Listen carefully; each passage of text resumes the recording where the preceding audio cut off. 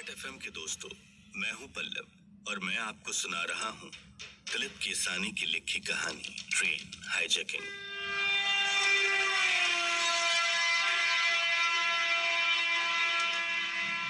Episode 36। Munawwar अपने hotel के कमरे में ही था। इतने में किसी ने उसके होटल रूम का दरवाजा खटखटाया। जैसे ही उसने आंख मसलते दरवाजा खोला तो उसके सामने दिन को जैसलमेर के सोनार किले के पास मिले उस बुजुर्ग को पाया। उसके साथ एक छोटा 13 साल का बच्चा था। बुजुर्ग ने सफेद रंग का धोती कुर्ता और सर पर सफेद राजस्थानी साफा पहना हुआ था और उसके हाथ में एक हाथ से बना हुआ थैला था। मुनव्वर ने उन दोनों को कमरे के अंदर आने के लिए कहा और अंदर उनको अपने रूम के सोफे पर बैठाया। खुद पास वाले दूसरे सोफे पर बैठ गया। मुनव्वर ने मेहमान नवाजी की प्रथा के हिसाब से उस बुजुर्ग से चाय कॉफी पूछा तो उसने ये कहते हुए मना कर दिया कि वो कुछ नहीं खाता पीता। थोड़ी देर की बातें और हाल चाल पूछने के बाद मुनव्वर ने उससे पूछा, वाह, कैसे आना हुआ आपका? उस बुजुर्ग ने हल्के से मुस्कुराते हुए कहा, मारो नाम इंद्र सिंह परमार है हुक्म। वो बुजुर्ग टूटी फूटी मरवाड़ी मिक्स हिंदी बोल रहा था और उसके बाद उस बुजुर्ग ने उस बच्चे का परिचय कराया। इनरो नाम राजकुमार है। मुनव्वर ने उस लड़के की तरफ देखा और मुस्कुराया। लड़के ने भी मुनव्वर की मुस्कुराहट का जवाब मुस्कुराहट से दिया।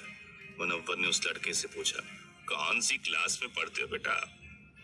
लड़के ने जवाब दिया, हमारे यहाँ स्कूल नहीं होती हुक्म। मुनव्वर की समझ में कुछ भी नहीं आ रहा था। वो कुछ और सवाल पूछना चाह रहा था, लेकिन उस बुजुर्ग यानी इंद्र सिंह परमार ने अपने थैले से 2 लंबी बांस से बनी बांसुरी जैसी कोई चीज मुनव्वर को दी। मुनव्वर ने पूछा, ये क्या है? दिखती तो बांसुरी जैसी है। वो बुजुर्ग बोला, इसको राजस्थानी में नड़ कहते हैं हुक्म। मुनव्वर ने बोला, मैं इसका क्या करूंगा? वो बुजुर्ग बोला, रख लीजिए, आगे आपके बहुत काम आने वाली है हुक्म। मुनव्वर ने उसके हाथ से वो बांसुरी जैसी चीज ली।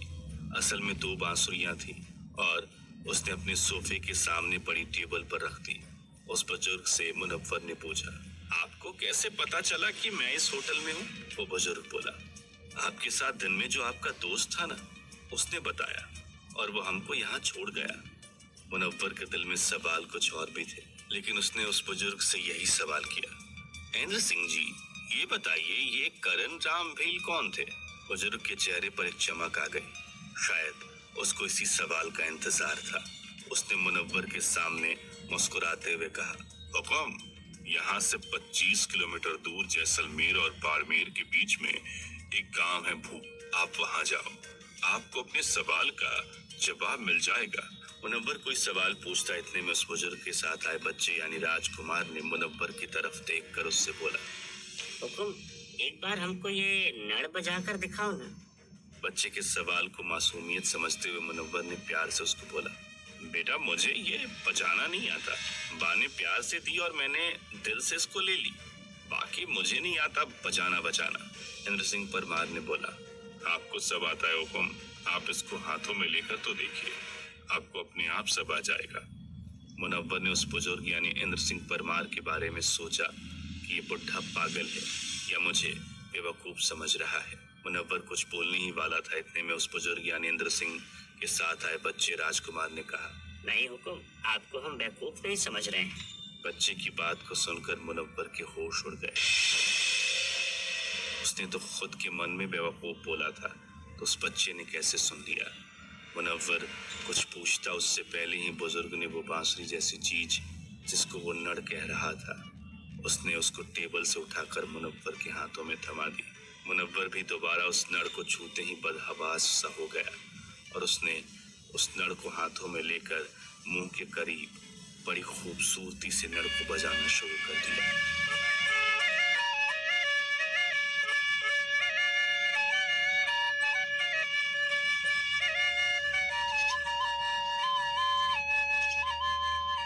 करीब 5-7 मिनट के बाद उसको होश आया। उस नड़ को झटक कर अपने पास के सोफे पर रख दिया और बोला, ये मुझे क्या हो गया था? इंद्र सिंह परमार बोला, कुछ नहीं हुक्म, आप तो अच्छा नड़वादन कर रहे थे और आप बोल रहे थे कि आपको नड़ बजाना नहीं आता। मुनव्वर बोला, खुदा की कसम मैं इस नड़ को पहली बार देख रहा हूँ, मुझे नहीं पता ये क्या होता है। इंद्र सिंह परमार बोला, धीरज धरो हुकुम, आप धीरे धीरे सब जान जाओगे। मुनव्वर के दिल में अब तो सवालों का सैलाब सा उठने लगा। वो सब कुछ उस बुजुर्ग से जल्दी जान लेना चाह रहा था, और उस वक्त उसके सवालों का जवाब सिर्फ इंद्र सिंह परमार के पास था, जो उल्टा उसको कुछ और बातों में उलझा रहा था। मुनव्वर कुछ और सोचकर ये बोल पाता इससे पहले वो बुजुर्ग यानी इंद्र सिंह परमार और वो लड़का सोफे से उठे और बोले, दिन ढलने वाला है हुकुम, हमारे जाने का वक्त हो गया है, हमको अब आप आज्ञा दे। मुनव्वर के साथ बीते कुछ लम्हों में जो कुछ भी हुआ, अभी वो पूरी तरह से उससे बाहर नहीं आ पा रहा था, तो उस वक्त वो उन दोनों को रोकना तो चाह रहा था ताकि वो उसके सारे सवालों का जवाब दे सकें, लेकिन वो उन्हें रोक ना पाया। और फिर वो दोनों मुनव्वर के उस होटल के कमरे से बाहर चले गए। उनके जाते ही मुनव्वर ने अपने जैसलमेर के दोस्त और कारोबार के सहयोगी यानी पुखराज को अपने मोबाइल से फोन किया। यार तू किस ढंग के बुड्ढे को मेरे रूम में छोड़ के चला गया? पुखराज ने बोला। कब? मुनव्वर बोला, अभी 1-8 घंटे पहले। बड़ा हुकुम, आपने पीना शुरू कर दिया है क्या? मैं तो अपने घर से बाहर ही नहीं निकला हूँ। मैंने किसी को आपका पता तक नहीं बताया। किसी को छोड़ के जाने की बात तो दूर है। पुखराज की इस बात ने मुनव्वर की हैरत कम करने की जगह उसको ज्यादा ही बढ़ा दी थी। मुनव्वर ने फोन कट किया। इतने में एक बार फिर से मुनव्वर के रूम के दरवाजे की खड़खड़ उसे सुनाई दी। उसने जैसा ही दरवाजा खोला, सामने 10-15 लोगों को पाया, साथ में कोई होटल का कर्मचारी था। मुनव्वर ने आंखों के इशारे से कर्मचारी से पूछा, क्या है? वो कर्मचारी बोला, हुकुम, आपके रूम से अभी संगीत की सुरीली धुन बज रही थी, तो ये सब लोग फिर से वही संगीत सुनना चाहते थे। मुनव्वर तो पहले से ही हैरत में था, तो उसको उस बात पे थोड़ा सा गुस्सा आ गया। उसने अपने कमरे के दरवाजे को जोर से बंद कर दिया और वापस आकर अपने रूम में मौजूद बिस्तर पर लेट गया। दरवाजे को बाहर के लोग खटखटाते रहे और शोर से तंग आकर मुनव्वर ने अपने रूम की टीवी को चालू कर दिया। उसकी आवाज बढ़ा दी ताकि बाहर का शोर अंदर ना आ सके। थोड़ी देर बाद जब बाहर का शोर थमा, उसने होटल के रिसेप्शन पर फोन करके खाना रूम के अंदर ही भिजवाने को कहा। करीब आधा घंटा बाद खाना लेकर होटल का दूसरा कर्मचारी आया। उसने खाना टेबल पर रखा। मुनव्वर ने उसको टिप देने के लिए अपने जेब से पैसे निकाले। रहने दीजिए, आप बस वो संगीत सुना दीजिए जो कुछ घंटे पहले आप बजा रहे थे। मुनव्वर अपना आपा खोने लगा। गुस्से से उस कर्मचारी की तरफ देखा। कर्मचारी बेचारा समझ गया और वहां से दौड़कर चला गया। मुनव्वर ने अपने रूम का दरवाजा बंद किया और खाना खाकर सो गया।